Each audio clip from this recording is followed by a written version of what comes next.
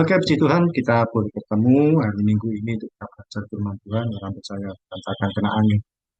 Kita berdoa sebentar, kita berdoa untuk membuka pertemuan kita siang hari ini. Kita satu hati dalam doa. Tuhan Yesus, kami mengucap syukur oleh kemurahan-Mu, oleh kebaikan-Mu, kami dipertemukan kembali untuk belajar firman Tuhan pada hari ini, Tuhan. Minggu yang juga bertepatan dengan hari Paskah. Semua karena kemurahan Tuhan, kami serahkan dari awal sampai selesainya. Semua alat dan fasilitas yang kami gunakan aman, sampai semua berakhir dengan baik. Dan kami boleh menambah wawasan, menguatkan iman melalui pembelajaran firman Tuhan hari ini. Dalam nama Tuhan Yesus kami berdoa dan ucap syukur. Iya, hari Minggu ini tanggal 20 April 2025 bertepatan dengan perayaan Paskah. Saya mengucapkan juga kalian selamat Paskah. Ini adalah bukti bahwa Tuhan Yesus benar-benar bangkit. Dia mengalami kemenangan, dia mengalami situasi yang benar-benar seutuhnya. Dia tidak hanya mati, tapi dia juga bangkit di hari yang ketiga. Hari yang ketiga itu adalah yang sekarang ini kita kenal sebagai hari Minggu. Bersyukur sekali bahwa sebenarnya kita merayakan kebangkitan Yesus itu bukan cuma tanggal ini, tapi setiap minggu. Dan Yesus dibangkitkan di hari Minggu. Dan kita setiap hari Minggu beribadah kepada. Oke, untuk edisi kali ini atau pembelajaran hari ini kita akan belajar firman Tuhan tentang Paskah, bahwa ada banyak salah paham seputar Paskah. Ada banyak sesuatu situasi yang beredar bahwa ternyata itu tidak semestinya, mungkin sudah menjadi salah pemikiran bagi kita semua. Salah paham seputar Paskah yang pertama adalah bahwa Paskah di Perjanjian Lama dan Perjanjian Baru itu beda. Di Perjanjian Lama itu ada Paskah juga. Banyak orang yang menyamakan bahwa oh, yang bangsa Israel itu juga merayakan Paskah sama dengan kita sekarang. Di Perjanjian Lama yang dimaksud dengan Paskah yaitu ketika terhindarnya bangsa Israel dari kematian anak sulung. Kalau kalian tahu bahwa Musa pernah diutus oleh Tuhan untuk memberikan tulah, 10 tulah pada bangsa Mesir. Waktu itu bangsa Israel masih dalam perbudakan bangsa Mesir. Masih ingat enggak? Tulah pertama yang disampaikan pada bangsa Mesir. Mungkin kalian pernah belajar waktu sekolah di SD atau SMP. Apa tulah pertama, Nelva? Masih ingat? Itulah atau hukuman pertama yang diberikan oleh Tuhan kepada bangsa Mesir melalui Musa. Dia menghadap kepada Fir'aun. Besok akan terjadi Air menjadi air, apa? air menjadi darah. Ya, air menjadi darah. Jadi di Sungai Nil, ya sungai terbesar di bangsa Mesir, itu pun juga ada darah. Semua air menjadi darah, sehingga mereka tidak bisa minum, tidak bisa beraktivitas. Ya. Kemudian kalau tulah yang terakhir, apa Niko? Tahu? Seingat hukuman yang terakhir yang Tuhan berikan. Apa Pak? Tulah yang terakhir atau hukuman yang Kemat diberikan. Berapa? kematian anak kematian anak sulung Pak. Iya, kematian anak sulung eh, yang terjadi pada bangsa Mesir. Kalau tulah yang kedua dan seterusnya, ya kadang-kadang kita lupa. Yang satu dan yang terakhir itu yang mudah untuk diingat. Kematian anak sulung, bahkan sampai anak sulungnya Raja Fir'aun mati. Sehingga membuat Fir'aun pun tidak bisa menahan bangsa Israel. Ya sudah, silakan pergi dari sini. Nah, sebelum terjadinya tulah yang ke-10, Tuhan memberi perintah kepada bangsa Israel untuk membuat sesuatu supaya mereka terhindar. Pada waktu itu, mereka diminta oleh Tuhan untuk menyembelih domba, kemudian darahnya dioleskan di pintu, di ambang pintu kiri kanan dan di atas. Nah, itu kan sama saja artinya dengan salib. Kalau pintu kan kiri kanan terus atas. Itu kan menunjukkan artinya bentuk salib. Jadi bahwa salib itu sudah dikenal sejak masa yang lalu, walaupun tidak secara langsung. Ya, mereka melakukan satu eh, tindakan yaitu makan roti yang tidak beragi. Ini ada ayat di sini saya tuliskan, kemudian bisa terbaca. Minta tolong Niko ayat 20, Elva ayat 21. Silakan yang 20 yang di atas, yang bawah 21. Suatu apapun yang Pak. beragi tidak boleh kamu makan. Kamu makannya. Hmm, ya. Berikutnya, Elva. Eh, belum ya Pak ya? Oh, belum ya? Ini, Niko ya. Keluaran Nah, silakan. belum. Belum. Ya, silakan Oke. dibaca. Keluaran 12 ayat 20. Sesuatu sesuatu apapun yang beragi tidak boleh kamu makan. Kamu makanlah roti yang tidak beragi di segala tempat kediamanmu. 21, Lalu Elva. lalu mus Lalu, lalu Musa memanggil semua tua-tua Israel serta berkata kepada mereka, pergilah, ambillah kambing domba untuk kaummu dan sembelihlah anak domba Paskah. Ya, disinilah kata Paskah untuk pertama kali disebutkan. Musa yang mengatakan ini adalah Paskah. Dan ambillah untuk kaum, jadi kan bangsa saya ada banyak suku-suku. Suku kemudian terbagi menjadi kaum. Mereka mengambil domba untuk masing-masing keluarga. Kaum itu keluarga.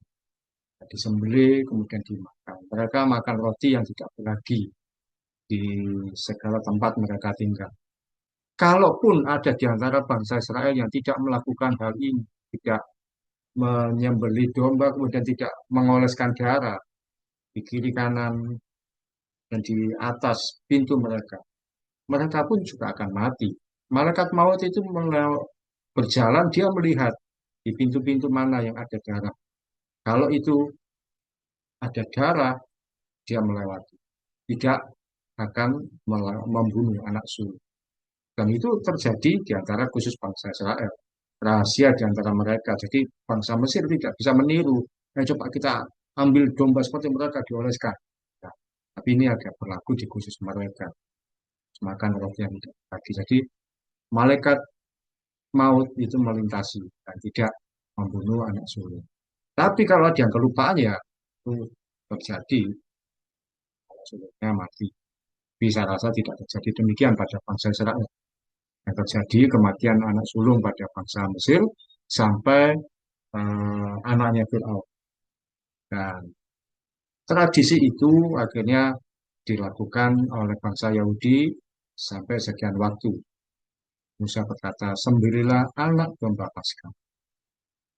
Sementara dalam perjanjian baru, yang dimaksud Paskah yaitu Tuhan Yesus telah bangkit dari kematian. Beda. Kalau yang lalu di Paskah di Yahudi, di bangsa Israel, mereka terlepas dari kematian anak sulung, keluar dari bangsa Mesir. Tapi di perjanjian baru, ya Tuhan Yesus telah bangkit dari kematian. Ayatnya di Matius 28 ayat 7. Nah, tolong Niko bacakan lagi Matius 28 ayat 7. Terlihat ya, mudah terbaca.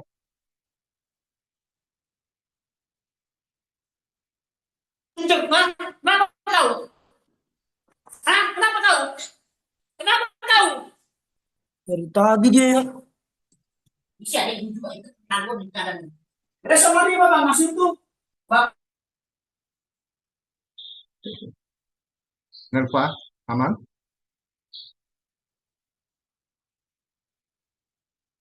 Nerva aman? Kalau ada sesuatu,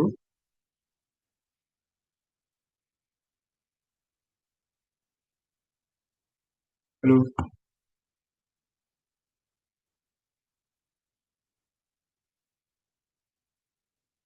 Niko, Nerva, aman?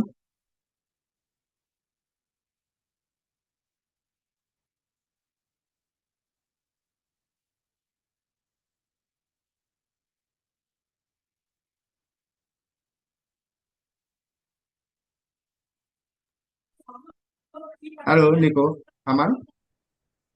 Halo Pak, Iya, aman. sudah. Oh, ya. Ini baca ayat 7 Udah ya. Pak. Matius 28 ayat 7. Ini. Di Ayat bawah. 7 Pak. Ya, yang ini. Matius 28 ayat 7. Dan segeralah pergi dan katakanlah kepada murid-muridnya bahwa ia telah bangkit dari antara orang mati. Ia mendahului kamu ke Galilea. Di sana kamu akan melihat dia. Sesungguhnya aku telah mengatakannya kepadamu. Ya, puji Tuhan. Jadi di perjanjian baru Tuhan Yesus mengatakan bahwa dia itu bangkit dan terbukti dia telah bangkit dari antara orang. Ini adalah pasca dari perjanjian baru yaitu Tuhan Yesus bangkit dari kematian. Itu yang kita peringati hari ini. Beda dengan perjanjian lama yaitu bangsa Israel keluar dari Mesir. Tapi di perjanjian baru yang namanya pasca yaitu Yesus bangkit dari kematian. Nah, mungkin kalian pernah mendengar istilah ini yaitu Passover. Kalau Passover itu adalah istilah pasca tapi untuk memperingati keluarnya bangsa Israel dari perbudakan di Mesir. Disebut Pesak atau Happy Passover. Tapi kalau ada kata-kata Happy Easter itu adalah memperingati kebangkitan Yesus. Sama-sama Pasca tapi berbeda penyebutannya, berbeda artinya. Satu Happy Passover, Passover bangsa Israel keluar dari perbudakan di Mesir. Happy Easter adalah memperingati kebangkitan Tuhan Yesus. Jadi ada salah paham bahwa oh Pasca itu sama saja, dan lama dan baru, tentu berbeda. Nah, Pasca dalam perjanjian baru biasanya dirayakan dengan mencari telur dan membelas telur. Telur melambangkan kelahiran baru. Pernah Alfa ketika sekolah minggu mungkin ada di gereja mengikuti lomba semacam ini mencari telur, hias telur. Berapa? Nah, waktu kelas berapa itu? Waktu SD. Oke. Apa yang kamu rasakan saat itu?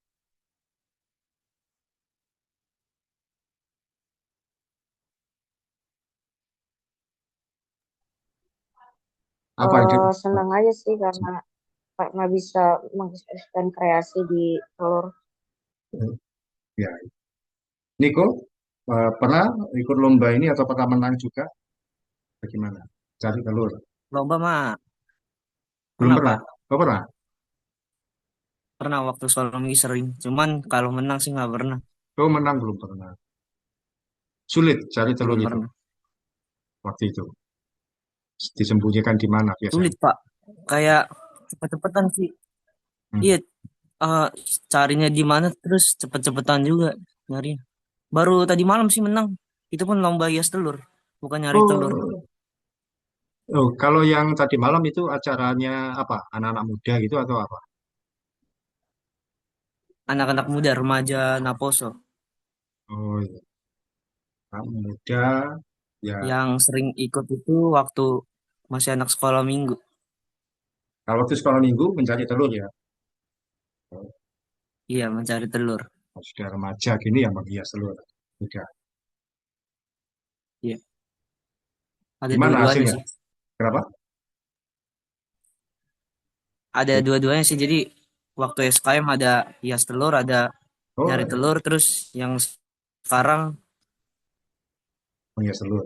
yang sekarang juga ada juga hias telur dan mencari telur. Dikasih apa telurnya? Yang tadi malam.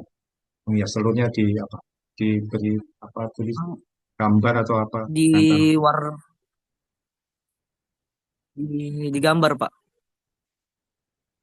di luar biasa. gambar salib. Iya, gitu lah. Ya karena memang telur itu melambangkan kelahiran baru. Sehingga dia seringkali dimaknai pada pasca. Tapi itu pun sebenarnya hanya sekedar aksesoris atau hiasan yang sebenarnya tidak berkaitan langsung dengan kematian dan kebangkitan Tuhan Yesus, tapi hanya sebagai aksesoris. Sama seperti ketika Natal, kenapa ada pohon cemara, kenapa ada Sinterklas, itu kan tidak ada hubungannya dengan kelahiran Tuhan Yesus. Itu hanya aksesoris yang tidak selalu ada, bahkan mungkin tidak terlalu diperlukan, hanya menambah kegembiraan saja. Kalau pasca biasanya berupa telur dan juga biji. Ya, ini salah paham pertama yaitu mengenai pasca dalam perjanjian lama dan baru. Tapi itu ya terjadi di kalangan orang Kristen saja. Tapi kita sudah memahami sekarang bahwa pasca perjanjian lama dan berbeda. Salah paham yang kedua yaitu bahwa Yesus itu adalah benar-benar disalibkan. Yesus benar-benar mati. Dia tidak pura-pura, bahkan juga bukan orang lain. Yesus benar-benar mati disalibkan. Nelva bacakan ini Matius 27 ayat 50. Yesus berseru pula dengan suara nyaring lalu menyerahkan nyawa. Iya, tidak ada satu pihak pun sebenarnya yang bisa membunuh Yesus. Dia menyerahkan nyawa karena dia tahu bahwa dia harus mati. Karena misinya adalah dia di kayu salib. Tentara Romawi mencoba membunuh Yesus, menghajar, memukul, ya memang sakit. Tapi diakhiri bahwa Yesus berseru dengan suara nyaring dan menyerahkan nyawanya. Yes, memang pada batas akhir dia harus mati. Dan dia memang benar-benar disalibkan. Mati benar-benar. Bukan satu hal yang rekayasa. Bukan cerita dongeng. Dia memang disalibkan, dipukul, dihajar, dihina, dipermainkan, bahkan ditelanjangi. Dengan kondisi seperti itu disalibkan. Tidak jarang kita mendengar orang-orang melecehkan orang-orang kita, anak-anak Tuhan dengan berkata, apa Yesusmu cuma pakai cawat, Tuhanmu pakai cawat disalibkan. Memang dia seperti itu supaya apa? Dipermalukan, menebus setiap kita supaya kita juga tidak perlu lagi merasa malu, dipermalukan atau minder. Dia sudah menanggung semua. Apapun itu sudah dia. Dan itu adalah peristiwa sejarah juga. Yesus itu disalibkan dan dibangkitkan itu adalah peristiwa sejarah benar-benar terjadi pada masa itu. Namun demikian berbeda dengan pandangan orang lain. Nah, di Al-Quran, ini disclaimer-nya adalah bahwa kita tidak sedang mengolok agama lain, tapi sebagai pengetahuan bahwa ternyata ada pendapat yang berbeda. Di Al-Quran, surat An-Nisa ayat 157. Kalau ya sebagaimana kita ketahui, Tuhan Yesus atau Yesus di Quran disebut Isa, Isa Al-Masih. Itu ayatnya berkata, dan karena ucapan mereka, sesungguhnya kami telah membunuh Al-Masih, Isa, putra Maryam, Rasul Allah. Padahal mereka tidak membunuhnya dan tidak pula menyalibnya. Tetapi yang mereka bunuh adalah orang yang diserupakan dengan Isa. Jadi orang-orang Muslim itu percaya bahwa ketika disalib, Yesus itu diselamatkan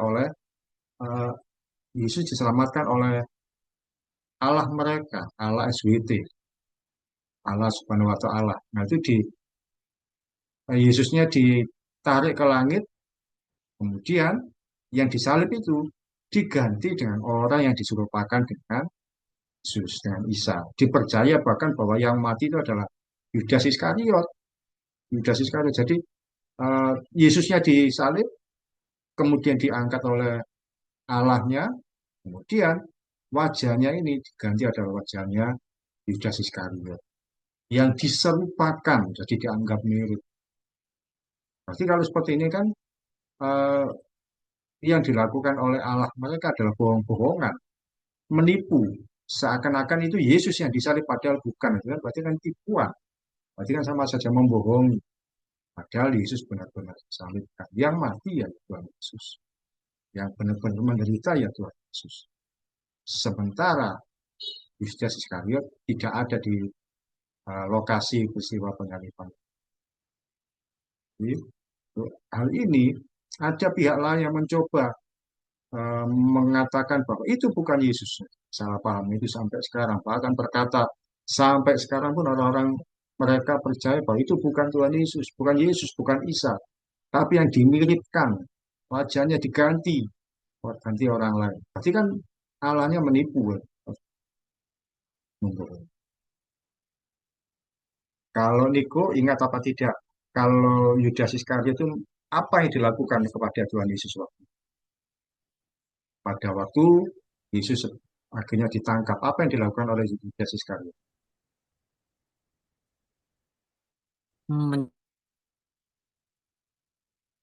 Oh, Menyangkal. oh, bukan menyangkal. Menyangkal itu kan Petrus. Yang dilakukan oleh Yudas Iskariot itu apa? Oh iya.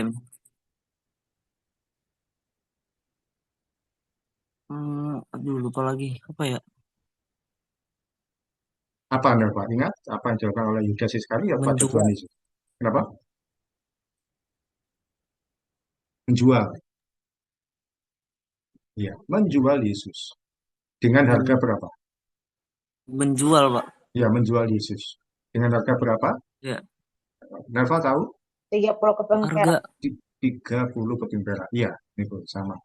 30 keping perak. 30 keping perak itu sebenarnya adalah harga seorang budak. Jadi budak di masa itu kalau dijual dengan harga 3 perak. Jadi Tuhan Yesus disamakan dengan harga seorang budak 30 keping. Tapi sebenarnya maksud dari Yudas itu adalah bukan Yesus itu disalibkan, tapi ditangkap saja. Dia tahu ini Yesus ini. Jadi dia menjual informasi tentang Yesus supaya ditangkap. Tapi ketika Yesus akhirnya harus dibunuh, disalib, Yudas menyesal. Dia, kalau kalian tahu kan di kita dituliskan dia melemparkan uang itu ke bait suci dan merasa bahwa ini saya kembalikan uang. Tapi ya uang itu dianggap uang haram, tidak mau diterima lagi. Dan akhir hidup Yudas Iskariot, apa yang terjadi? Niko, tahu? Akhir hidup Yudas kenapa? Iskariot. Akhir hidup dari Yudas Iskariot, apa yang terjadi? Eh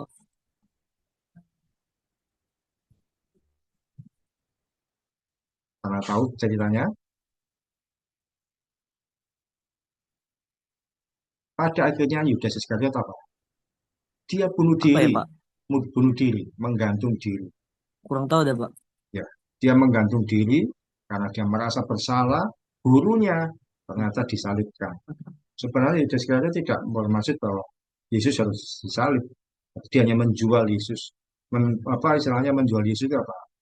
Ini Yesus tangkap, tidak sampai ke peristiwa disalibkan. Ketika ternyata Yesus disalib, dia menyesal, kecewa, tapi tidak bertobat. Dia bunuh diri, gantung diri. Dan tempat yang dia mati disebut tanah darah. Ya, jadi kembali pada ini, Al-Quran berkata bahwa bukan Isa, bukan Yesus yang disalib, tapi diserupakan. Bahkan diserupakan dipercaya bahwa itu adalah Yudas Iskariot. Itu tidak benar. Yesus benar-benar mati disalib. Karena apa? Dia mati disalibkan untuk menebus setiap dosa dan kesalahan. Benar-benar dia sendiri yang mati dan dikuburkan. Kemudian salah paham yang ketiga yaitu bahwa kalau tadi kan salah pahamnya Yesus tidak mati. Tapi salah paham yang ketiga adalah Yesus tidak bangkit. Padahal Tuhan Yesus benar-benar bangkit. Kita baca Matius 28 ayat 11 sampai 15. Kalau ini ada tiga ini 11, 12, 13. Nanti dibaliknya 14 sampai 15. Nelva, minta tolong bacakan ini 11 sampai 13.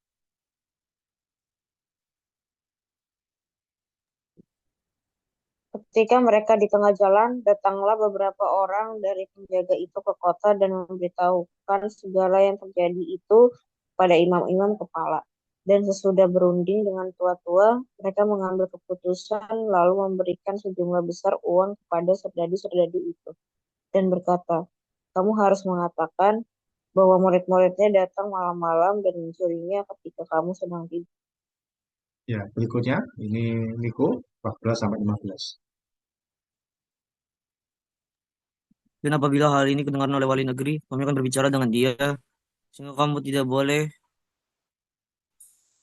kesulitan apa-apa. Mereka menerima uang itu dan berbuat seperti yang dipesan kepada mereka. Dan cerita ini tersiar di antara orang Yahudi sampai sekarang ini. Ya, bahwa sebenarnya Yesus bangkit itu banyak yang tahu. Penjaga-penjaga itu tahu ketika pagi-pagi Yesus bangkit, gua tempat Yesus dibaringkan, dimakamkan itu bergoncang. Batu untuk menutupi gua itu bergeser. Mereka tahu Yesus bangkit. Ada malaikat juga datang. Tapi mereka takut dan berkata kepada eh, pejabat-pejabat di atasnya, dan berkata kepada pimpinan mereka sesuatu yang terjadi. Kemudian dia katakan akhirnya apa? Ya sudah, penjaga-penjaga dibayar. Jangan bilang kalau Yesus itu bangkit, tapi bilang bahwa murid-muridnya malam-malam datang dan mencuri mayat Yesus ketika kalian sedang tertidur. Padahal kan ya nggak mudah menggeser eh, batu yang menutup gua, kan? Mereka akhirnya menyebar cerita ini bahwa Yesus itu mayatnya sampai sekarang. Oh iya, jangan dibayangkan bahwa kubur Tuhan Yesus itu seperti kuburan orang-orang di Indonesia yang dimakamkan di dalam tanah. Ya, di Yahudi, di Israel saat itu kalau orang meninggal itu dibaringkan di satu gua tempat, bukan gua ya, tempat untuk pemakaman, tapi Yesus itu di sebuah gua yang ditutupi oleh batu. Jadi dibaringkan begitu saja, sudah ditutupi dengan kain kafan. Terus kemudian eh, ketika Yesus bangkit ya bukan bukan dia itu mengaduk-aduk tanah, tidak, dia bangkit begitu saja. Ini hal yang terjadi bahwa Yesus benar-benar bangkit. Yesus tidak rekayasa, yang merekayasa adalah orang-orang itu, para penjaga itu, dan tersiar sampai sekarang ini di Yahudi bahwa Yesus tidak bangkit tapi mayatnya dicuri. Ada sebagian orang-orang yang mempercayai berita itu. Berarti sampai saat itu pun masih ada yang namanya berita hoax, berita bohong jadi terjadi. Padahal Yesus adalah benar-benar bangkit dan ketika dia bangkit, dia memberikan keselamatan, kepastian keselamatan bagi kita. Kalau Tuhan Yesus mati disalibkan, dia memberikan kepastian penebusan dosa. Tapi kebangkitannya memberikan kepastian keselamatan. Ayat terakhir ada di 1 Korintus 15, nah ini tentang kepastian iman kita, 13 sampai 14. Niko di ayat yang 13 di atas, Nelva di ayat bawahnya. Silakan, Niko. 1 Korintus 15 ayat 13. Kalau tidak ada kebangkitan orang mati, maka Kristus juga tidak dibangkitkan. Nelva, bawahnya. Tetapi andai kata Kristus tidak dibangkitkan, maka sia-sia pemberitaan kami dan sia-sia juga. Iya, kalau Kristus tidak dibangkitkan, maka iman percaya kita akan sia-sia. Kita hanya percaya pada orang mati. Buat apa? Sama seperti teman-teman kita dari seberang. Mereka beriman kepada orang yang mati, nabi yang mati. Nabi yang kuburnya ada, di sana juga ada jasadnya. Makanya sampai sekarang mereka berdoa itu supaya nabi mereka ini diselamatkan. Tapi kita memiliki keselamatan pada Tuhan Yesus yang sudah dibangkitkan. Kita tidak beriman pada orang mati, tapi pada Yesus yang bangkit dari kematian. Sehingga kita bisa bersyukur memiliki Tuhan Yesus di hidup kita. Oke.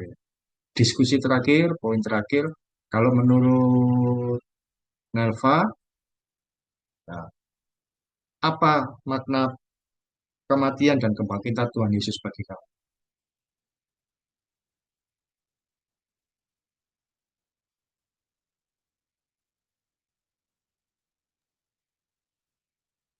Eh, kasih Tuhan yang sangat besar sehingga ia rela mati untuk menebus semua menebus dosa umat manusia. Iya, tidak ada yang terkecuali, semua dosa manusia ditebus. Cuma masalahnya adalah apakah orang itu mau menerima. Menurut Niko, apa bagimu, pendapatmu, menurut dirimu, makna kebangkitan, kematian dan kebangkitan Tuhan Yesus? Cikal bakal dari iman Kristiani. Cikal bakal dari iman Kristiani. Kristian. Ya, karena iman kita adalah ketika dia mati menebus dosa kita dan tidak hanya cukup mati, tapi dibangkitkan. Karena itu sebenarnya Paskah itu lebih bermakna, lebih berharga daripada Natal. Tapi orang lebih suka merayakan Natal dengan lebih meriah daripada Paskah. Kalau Natal Yesus hanya lahir, tapi di Paskah Yesus menjalankan misinya yang utama, menebus dosa setiap manusia. Cuma memang tidak mungkin Yesus mati dan bangkit kalau tidak pernah dilahirkan. Kita merayakan Natal, yang merayakan ulang tahunnya justru ya, tidak apa. Tapi jangan lupa dengan karya Yesus yang mati dan oke, kita berdoa. Yang lalu yang berdoa Nelva. Sekarang Niko bisa berdoa kita semua. Bisa, Pak. Mari kita bersatu dalam doa. Bapa kami Tuhan Yesus, kami sudah mendengarkan firman-Mu ya Tuhan dari hamba Pak Hoki. Berkati supaya firman-Mu ini bisa menjadi rema bagi kehidupan kami dan bisa kami terapkan di dalam kehidupan kami sehari-hari. Berkati hamba Pak Hoki Tuhan yang sudah memberitakan Injil-Mu Tuhan. Berkati supaya dia bisa mendapatkan rezeki sesuai dengan pekerjaannya ya Tuhan dalam memberitakan Injil-Mu. Berkati kami berdua ya Tuhan supaya kami berhasil di akademi kami Tuhan dan lancar di akademi kami. Berkati juga Mama dan Papa supaya sehat selalu bisa mendampingi kami ya Tuhan. Berkati juga ekonomi kami juga ya Tuhan supaya lancar juga ya Tuhan. Berkati kami semua, berikan kami kesehatan ya Tuhan. Inilah doa dan permohonan kami ya Tuhan. Kami serahkan ke dalam tangan-Mu, tangan kasih-Mu saja. Amin. Amin. Puji Tuhan. Terima kasih Niko dan Nelva. Selamat Paskah dan semoga berkati.